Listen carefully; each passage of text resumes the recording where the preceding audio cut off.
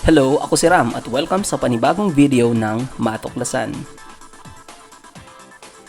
Kung papansinin natin itong graph ng function na to na f of x, given siya on a closed interval from a to b, mapapansin natin na ito na yung possible highest part ng graph. Bakit? Kasi at f of b, ito na yung pinakamataas na value na pwede nating makuha within this given interval.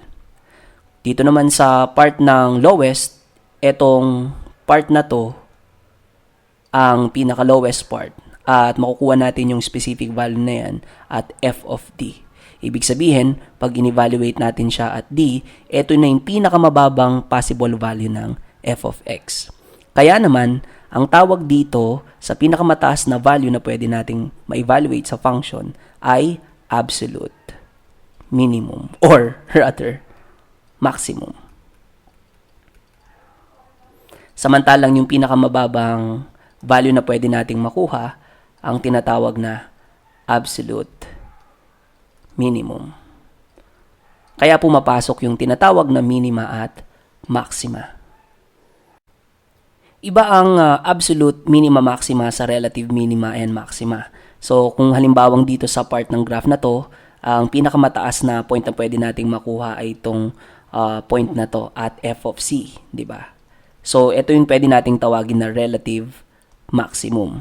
Dahil ito na yung pinakamataas na pwede nating makuhang value on this local part of the graph. Kaya nga tinatawag din siyang local maximum. Dito naman, sa part na to, ito yung pwede nating tawagin na relative minimum.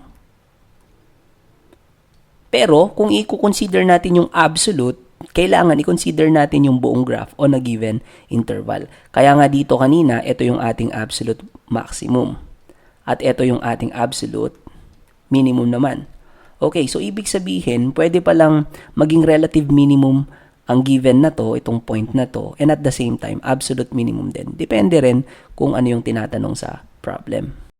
At isa pang pagkakaiba, sa relative maximum, maxima at minima, hindi pwedeng maging sagot yung mga endpoints ng graph. Samantalang sa absolute minimum or maximum naman, as long as continuous yung graph natin at included yung endpoint na to sa interval, then pwede natin silang gawing absolute minimum or maximum. Kaya naman dito pumapasok ngayon yung extreme value theorem sa calculus that if f is a continuous on a closed interval, remember, it should be a closed interval. Hindi pwede yung from A to B lang, okay? At hindi kasama yung A. Dapat, kung meron kang given na interval, included lagi yung A at saka B sa in-evaluate natin. Then F attains an absolute maximum value, F of C, and an absolute minimum value of F of D at some numbers C and D in this interval. So, para makuha natin yung absolute minima and maxima, kailangan natin makuha yung mga tinatawag na critical numbers. Kasi sila yung possible na magbigay sa atin ng highest and lowest value on a particular part of the graph. And at the same time, isasama natin yung mga endpoints at i-evaluate natin tong mga to. Kung ano yung makuha natin na pinakamataas na value, yun ang magiging absolute maximum or minimum. Let's try this example. Find the absolute maximum and absolute minimum values of f of x equals 3x squared plus 12x minus 1 on this given interval. So, from negative 3 to 0. Paano natin hahanapin? Kailangan kunin muna natin yung first derivative ng graph. Bakit? Kasi kailangan nating hanapin yung mga tinatawag na critical numbers. So, kunin natin yung first derivative. Derivative ng 3x squared ay 6x, derivative ng 12x ay 12, at ang derivative ng 1 ay 0. Equate natin ang first derivative sa 0, then we have 6x plus 12. Transpose natin yung 6x sa kabila, magiging negative 6x siya, then 12 pa rin yung nandito sa right side. Divide both sides by negative 6 for us to get negative 2. So, anong ibig sabihin yan? Yung negative 2 yung ating critical number. So, kung papansinin natin mabuti on an x-axis halimbawa or on a number line, ito yung negative 2. At pag i-consider natin yung interval natin, ang endpoints ng mga interval natin ay negative 3, which is on the left side of negative 2, at itong 0, which is on the right side of negative 2. Ayan. So, anong gagawin natin sa mga yan? I-evaluate lang natin yung f of negative 3. Evaluate natin yung f of negative 2 at saka f of 0. At pagkatapos nating ma-evaluate na yung mga yan, hanapin lang natin yung pinakamababa or pinakamataas na values na possible on this graph. Okay, so pag ginamit natin yung f of negative 3, dito tayo titingin sa original function. So this is 3 times negative 3 squared plus 12 times negative 3 minus 1. And the answer here is negative 10. Dito naman sa f of negative 2, sasubstitute lang din natin dyan. So, same lang.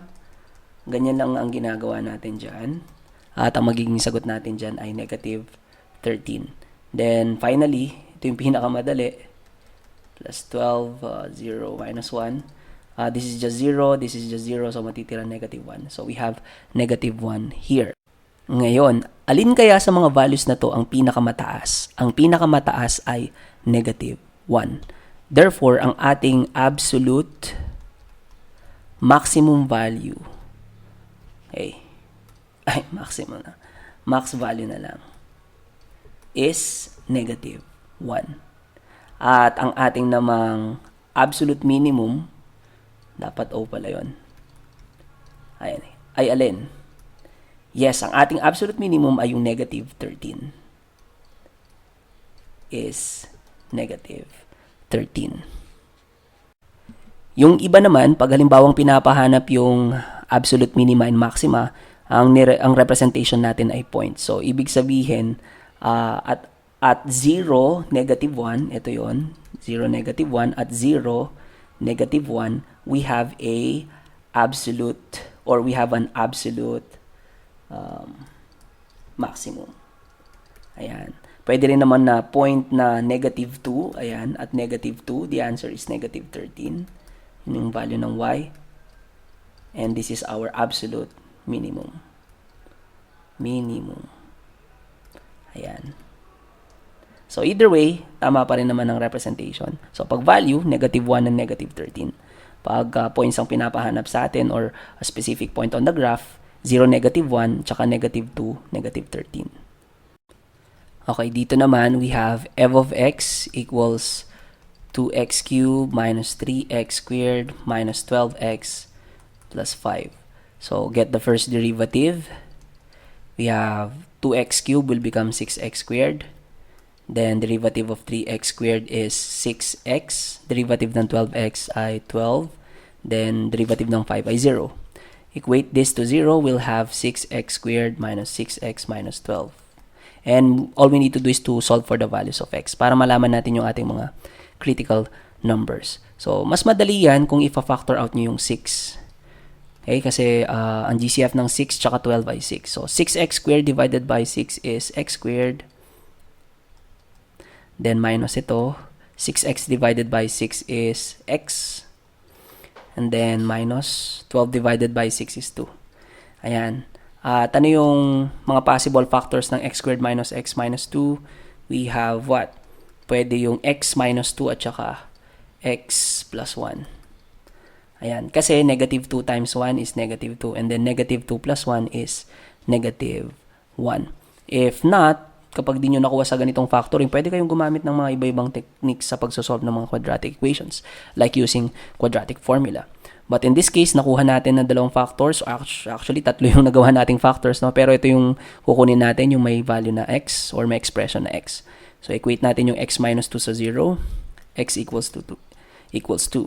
And then x plus 1, equate mo sa 0. We have x equals negative 1. So, therefore, we have two critical numbers. Ngayon, kung i-consider natin yung ating interval dito, it's from negative 2 daw hanggang positive 3. And ang negative 1 ay nasa right side ng negative 2. Tapos ang positive 2 naman ay nandito sa left side ng 3. So, positive 2. So, ang kailangan nating hanapin lang ay yung f of negative 2. I-evaluate lang natin isa-isa. F of negative 1, f of 2, and f of 3. Ayan. So, pag ginanap natin yung f of negative 2, isa-substitute lang natin dito sa original na function. So, we have 2 times negative 2 cubed minus 3 times negative 2 squared minus 12 times negative 2 plus 5. At ang makukuha nating value ay, ano nga ba? May nating kulay, para hindi nakakalito. Pagka in-evaluate natin yan, ang makukuha nating value ay positive 1. So, yan ang magiging sagot natin dyan. At dito naman, kapag halimbawang hanapin na natin yung f of negative 1, replace mo lang yung negative 2 dito ng negative 1, negative 1, negative 1. So, ang makukuha nating value ay positive 12. Then, yung f of 2 naman natin, should be negative 15. At pag ginanap nyo naman yung f of 3, it should be negative 4. Now, i-compare na lang natin sila. Ang pinakamataas na value natin dito. Alright, ang pinakamataas na value dito na pwede nating makuha ay yung 12, di ba? So, ito yung highest. Therefore, ito yung absolute maximum. At ito namang negative 15, yan ang pinakamababa sa 4. So, ito yung tatawagin naman natin na absolute minimum. Ayan. So, negative 15 ang ating absolute minimum. Kung points naman ang pag-uusapan, simple lang. Ang absolute maximum natin ay nasa point na negative 1 tsaka 12. Ayan. At negative 1, the value of f of x is 12. And then here, if x is equal to 2, f of x is negative 15. Okay, let's try this one naman. We have f of x equals x raised to 4 minus 2x squared minus 1. So, first derivative muna. We'll get 4x cubed, derivative ng x raised to 4. Ang derivative naman ng 2x squared ay 4x. Then, derivative ng 1 ay 0. So, 0 na yan. Equate natin sa 0. We'll have 4x cubed minus 4x. Now, to easily solve for this one, factor out natin yung GCF na 4x. Kasi dito ay 4. Factor out natin. Then, x cubed tsaka x, ang pinakamababa ay x. Yung pinakamababang exponent ay yung x dito. Kasi raised to 1 lang yan, di ba? So, factor out natin yan. Then, 4x cubed divided by 4x, the answer is x squared. Then, minus, kasi minus to. Then, 4x divided by 4x is 1. And now, di pa tapos yan kasi yung x squared minus 1, merong 2 factors yan, di ba? Kunin mo lang yung square root ng x squared, ang sagot ay x. Square root ng 1 ay dalawa, isang positive at isang negative 1. So, yan na yung ating tatlong factors na equate natin sa 0. So, 4x equals 0, the answer here is 0. If x plus 1 naman is equal to 0, then x is equal to negative 1. And, kalimutan ko yung x dito. So, if x minus 1 is equal to 0, x is equal to 1 naman. And now, the interval given is from negative 2 to 3. Okay? So, atin ano yung mga critical values natin? Negative 1, 1. So, ang negative 1 is somewhere here on the right side of negative 2. Ang 0 naman ay susunod sa negative 1. And positive 1 is somewhere here. So, itong limang numbers na to ang ilalagay natin or i-evaluate natin for f of x. Okay? So, f of negative 2 muna tayo. Then, followed by f of negative 1. Followed by f of 0. F of 1. Then, f of 3. Okay. So, f of negative 2, lalagay ko lang yung negative 2 dito sa function natin. So, negative 2 raised to 4 minus 2 times negative 2 squared minus 1. And we will get the answer of 7. Dito naman, kapag f of negative 1, same, papalitan mo lang ng negative 1, itong negative 2 dito, then we'll have negative 2. If f of 0 naman, madali ito kasi cancel to, negative 1 ang matitira. And if it's f of 1 naman, it's the same as this one. It will also become negative 2. And yung f of 3 naman yung 62. Yan. Medyo mataas yan kasi 3 raised to 4 ba naman yan, di ba? 3 raised to 4 minus 2 times 3 squared minus 1. So, the answer is 62. At kung titingnan natin tong apat na values na to, alin kaya dito yung pinakamataas? The highest is 62. Therefore, this is the absolute maximum.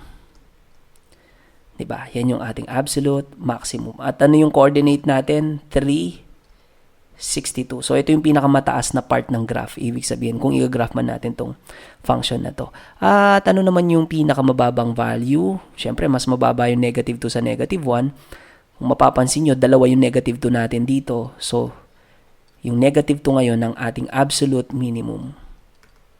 Yan. At 2 points. Dalawang points yun. It's from negative 1, negative 2, at saka dun sa 1, negative 2. Possible ba yun? Yes. Kung halimbawang ganito yung possible na itsura ng graph na yan, okay, mapapansin nyo na nagpapantay yung lowest value dito. Dito naman sa example na to, kailangan natin gamitan ng quotient rule. Kasi nga, x over x squared plus 1 yan. So, by quotient rule, kunin muna natin yung first derivative. So, ang pinakamadaling lagi kong ginagawa dyan ay square muna yung denominator. Square natin yan. Then, x squared, copy the factor in the denominator, x squared plus 1.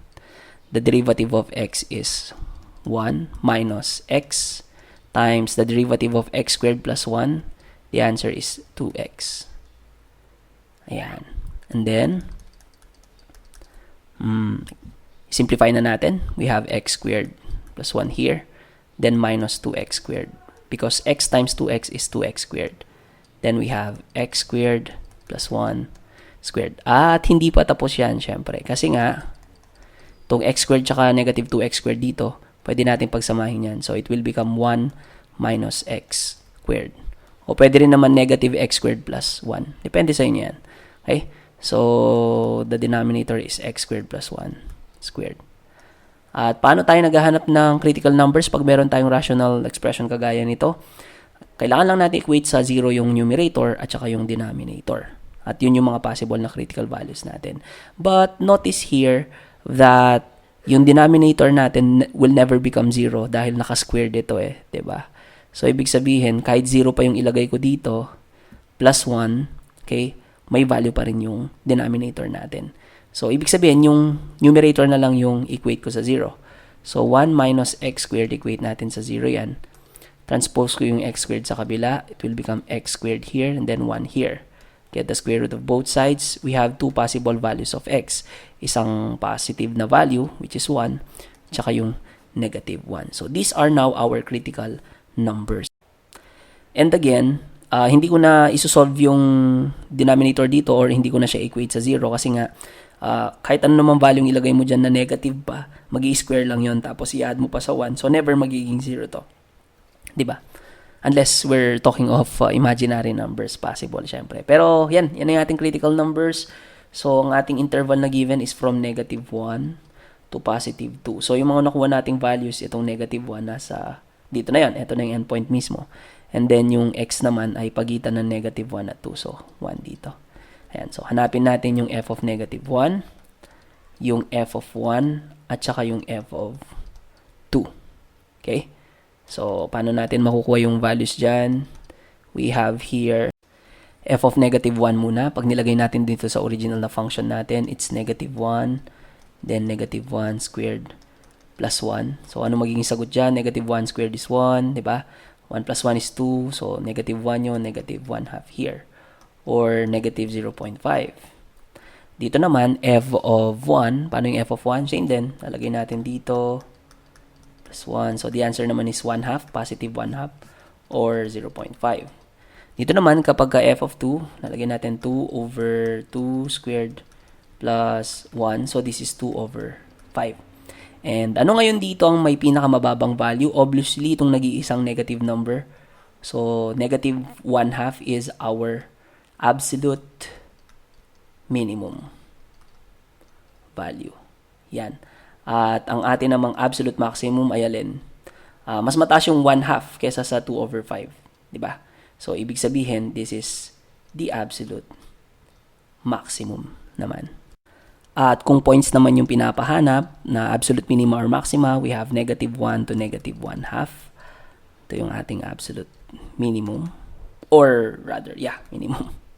And then, dito naman, 1 to 1 half yung ating absolute maximum. Yan. And that's all for this video. Kung gusto nyo pa ng ibang video sa integral at differential calculus, you can click like, share, and subscribe para sa inyong mga updates. Maraming salamat sa pakikinig and see you on the next video!